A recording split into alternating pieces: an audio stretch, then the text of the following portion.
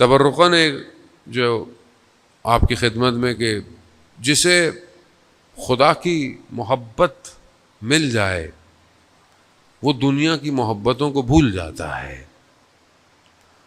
اور جو خدا کی محبت میں خدا کی طرف چلا جائے تو خود رسول خدا حضرت محمد مصطفیٰ صلی اللہ علیہ وسلم خود رسول خدا فرماتے ہیں کہ جو خدا کی طرف آ جائے، خدا سے محبت کر لے، خدا اس کا ذکر ملائکہ اور باقی مکان اور ہر جگہ سے کر دیتا ہے۔ یعنی گویا کائنات کا ہر وجود اس کو پہچانتا ہے کہ یہ خدا سے محبت کرتا ہے۔ وہ ایک ایسا شخص کہ جو اتنا مشہور ہو خدا کی بارگاہ میں، خدا کی مخلوقات میں، کیا اس کی دعا آسمان سے واپس آئے گی؟ نہیں آئے گی۔ لیکن کیا ہم اپنے آپ کو اس محبت کی طرف بڑھا رہے ہیں کہ نہیں بڑھا رہے؟ کیونکہ یہ دنیا کبھی بھی خدا کی محبت کی طرف آپ کو جانے نہیں دے گی۔ دنیا کا کام ہی یہی ہے۔ اللہ نے 1,24,000 پیغمبروں کو کیوں بھیجا؟ لوگ مخلوق رب کی طرف جائے، اور جو پوری دنیا کا باقی سسٹم تھا اس کا کیا کام تھا کہ یہ مخلوق رب سے دور ہو جائے۔ اس کا کام یہی ہے۔ آج آپ کو دنیا کے اندر ساری چیزیں نظر آتی ہیں، بعض اوقات آپ کو دین بھی نظر آ رہا ہے، دیندار بھی نظر آ رہے ہیں، لیکن ان کا کام کیا ہے؟ وہ خدا کی طرف نہیں لے کے جا رہے، وہ اپنی طرف لے کے جا رہے ہیں۔ سامری نے کیا کیا تھا؟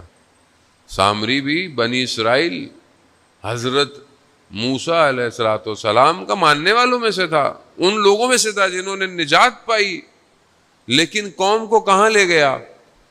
کہاں لے گیا؟ اپنی طرف لے آیا۔ خوب ذرا سی انحراف، ذرا سی غلطی انسان کو دور کر دیتی ہے، اور وہ اس گوشالے کی پوجا کرنے لگے اور یہ کہنے لگے کہ یہ موسیٰ کا رب ہے۔ خوب قوم مشکلات میں ہوتی ہے۔ خوب یہاں پر سید الشہداء علیہ السلام نے یہ جو ایک یونیورسٹی کھولی ہوئی ہے جو ہر سال کھلتی ہے، یہ اپنی طرف لے کر آنے کے لیے، اس کی چند کوالٹیز ہیں کہ جو چیزیں کربلا کے اندر واقع کربلا میں ہیں، بہرحال میں وہی آج آپ کی خدمت میں بیان کروں گا۔ پہلی چیز جو کھینچتی ہے، جو لے کر آتی ہے، کہ انسان اس بات پر یقین رکھے کہ اس کے اندر تبدیلی آنا ممکن ہے۔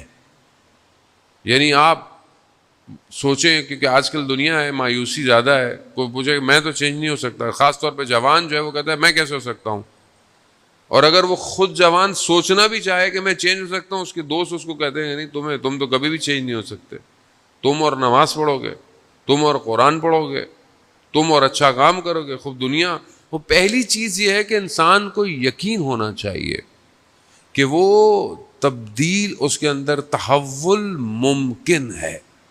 آپ دیکھیں کہ سید الشہداء علیہ السلام نے لوگوں کے اندر تحول پیدا کیا ہے، تبدیلی پیدا کی ہے۔ آپ قرآن کے اندر دیکھیں کہ جو جادوگر ہیں فرعون کے دربار میں، انہوں نے کیا کیا ہے؟ انہوں نے جو ہے وہ رسیاں پھینکی اور ان کو سانپ بنا دیا، لیکن جب سامنے دیکھا کہ جو لکڑی ہے وہ اژدہا میں بن سکتی ہے، خوب جادوگر تھے، ٹیکنیکلی جانتے تھے کہ جادو کسے کہتے ہیں، سحر کسے کہتے ہیں، معجزہ کسے کہتے ہیں، ممکنات کسے کہتے ہیں، وہ پہچان گئے۔ اب جیسے آپ میں سے کوئی آئی ٹی ایکسپرٹ ہو، کوئی ٹیکنالوجی کا ایکسپرٹ ہو، وہ اپنے سامنے کچھ چیزیں دیکھے تو وہ زیادہ بہتر پہچانے گا کہ اس میں یہ پرابلم ہے، یہ صحیح ہے، یہ غلط ہے۔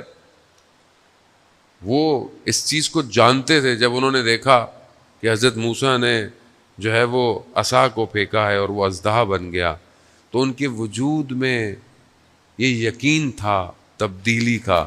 وہ کیا ہوا؟ تبدیل ہو گئے، اور ایسے تبدیل ہوئے فرعون نے کہا میں ہاتھ کاٹ دوں گا، میں گردنیں کاٹ دوں گا۔ ان کا جو بھی کرنا ہے کرو، موسیٰ کے رب پر ہم ایمان لے آئے۔ خوب یہ یقین ہونا، یعنی کوئی تصور کر سکتا ہے کہ فرعون کے ساحر موسیٰ کے رب کو مان لیں گے؟ نہیں، تبدیلی ممکن ہے۔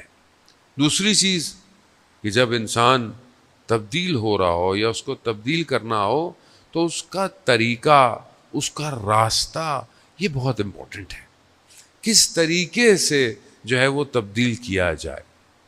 آئیں حضرت موسیٰ ہی کا لے لیتے ہیں۔ جب حضرت موسیٰ فرعون کے پاس جا رہے ہیں تو قرآن نے حضرت موسیٰ کو کیا ڈائریکشنز دیے۔ مطلب آپ کے سامنے فرعون جیسی شخصیت ہو جس نے ظلم کیا، بنی اسرائیل کو شکنجے میں رکھا، حضرت موسیٰ کو کتنی تکلیف ہوئی، ان کو نکلنا پڑ گیا، اس کے بعد اب آپ جا رہے ہیں، آپ خدا کے نمائندے بھی ہیں، پاورفل بھی ہیں، سب کچھ ہے، تب آپ کیسے جائیں گے؟ ہم میں سے اگر کسی کو موقع مل جائے کہ کسی کو صحیح کرنا ہے، کیسے جائیں گے ہم؟ مگر قرآن حضرت موسیٰ سے کیا کہہ رہا ہے کہ جب موسیٰ کے پاس جانا تو قول لعین یعنی آرام سے گفتگو کرنا، یعنی خدا فرعون کو بھی موقع دینا چاہتا ہے، طریقہ ہے۔ ہمارا طریقہ کیا ہے؟ ہماری گفتگو کیسی ہے؟ ہم اگر کسی کو ہدایت دینا چاہتے ہیں یا کسی کو اچھی بات کرنا چاہتے ہیں تو ہمارا جو ہے وہ ایکشن کیسے ہونے چاہیے؟ ہم اپنے گھر میں کیسے ہیں؟ 4 باتیں اگر مذہب کی ہمیں پتہ چل جائیں، اگلے والے بیچارے کا تو ہم کپڑے جو ہے نا بیچارے کی کھال بھی اگاڑ دیتے ہیں۔ تمہیں کیا پتا؟ تمہیں مذہب کا کیا پتا؟ تمہیں مذہب کیسے آتا ہے؟ اگر آپ نے 4 چیزیں پڑھ لی ہیں تو آپ کا اخلاق اس سے زیادہ بہتر ہونا چاہیے، مگر ہمارا اخلاق رسول سے خدا نخواستہ زیادہ بہتر ہے۔ رسول کا اخلاق کیسا تھا؟ کیسا اخلاق ہے رسول کا کہ لوگ پتھر بھی مارتے ہیں مگر رسول اللہ کے حبیب کسی کے لیے بد دعا نہیں کر رہے۔ وہ ایک شخص کہ جس کے لیے رسول خدا نے اپنے پیراہن کو ہٹایا کہ جو ہے وہ سواری کو لگاتے ہوئے اس کو لگ گئی تھی، کہا کہ تم بھی مجھے، اس نے ہٹایا، اس نے بوسہ دیا، یا رسول اللہ میں تو آپ کے کمر پہ بوسہ دینا چاہتا تھا۔ خوب اللہ کا حبیب، وہ جس کے صدقے میں اللہ نے کائنات بنائی، ان کا اخلاق کیسا ہے؟ ہمارا اخلاق کیسا ہونا چاہیے؟ ہمارا اخلاق گھر میں کیسا ہونا چاہیے؟ ایام ازاں ہیں، ہمیں تو بعض اوقات اپنے آپ سے افسوس ہوتا ہے، بعض اوقات ہم روڈ پہ گاڑی جا رہی ہوتی ہے، ہمارے ساتھ والے پتہ نہیں کسی کو ڈانٹ رہے ہوتے ہیں، کسی کو سائڈ پہ کر رہے ہوتے ہیں، بہرحال ہم کچھ کہیں تو کہتے ہیں آغا صاحب سیکیورٹی ہے ہمیں کرنے دیں، لیکن مجھے بالکل نہیں اچھا لگتا۔ مطلب میری کیا حیثیت ہے، اوقات ہے، مطلب انسان بہرحال ایک اچھے کام مذہب مجلس پڑھنے جا رہا ہو اور آپ کی گاڑی کسی کو دھکا دے دے، دبا دے، آپ کیا سوچیں گے؟ مطلب وہ کیا سوچے گا؟ یہ کون ہے یہ شخص؟ کہاں ہے یہ؟